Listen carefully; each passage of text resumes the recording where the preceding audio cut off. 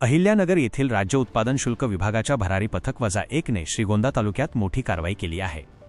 दिनांक 3 जून 2026 रोजी मिळालेल्या खात्रीलायक माहितीच्या आधारे पथकाने येळपणे व शिरसगाव बोडखा परिसरात सापळा रचून एक फोर्ड कार MH12 RK 2347 आणि एक हिरो दुचाकी MH16 CK 3532 ताब्यात घेतली।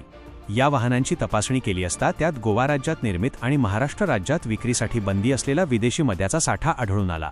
या कारवाईत Royal Challenge, Royal Stag, McDowell's न1, रोमनो व्होडका आणि ओल्ड मंक रम अशा विविध ब्रँडचे एकूण 13 बॉक्स 113.38% बल्क लिटर मद्य जप्त करण्यात आले।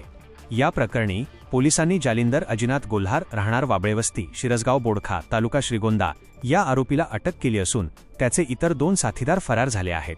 आरोपींविरुद्ध महाराष्ट्र दारूबंदी अधिनियम 1949 अन्वये गुन्हा दाखल करण्यात आला आहे। ही कारवाई अधीक्षक प्रमोद सोनोने आणि उप-अधीक्षकांच्या मार्गदर्शनाखाली निरीक्षक सूरज कुसळे, दुय्यम निरीक्षक आनंद जावळे, विनायक चव्हाण तसेच जवान सूरज पवार, चतुर पाटोळे, सुनील निमसे, सिद्धांत गिरीगोसावी, पांडुरंग गदादे, महिला जवान अर्चना दहिफळे व सुनंदा अकोलकर यांच्या पथकाने केली। या कारवाईत 2 वाहनांसह एकूण 6,83,910 रुपयांचा मुद्देमाल जप्त करण्यात आला आहे। अशा नवनवीन बातम्यांसाठी चॅनलला सबस्क्राईब करा आणि पाहत रहा MH न्यूज मराठी।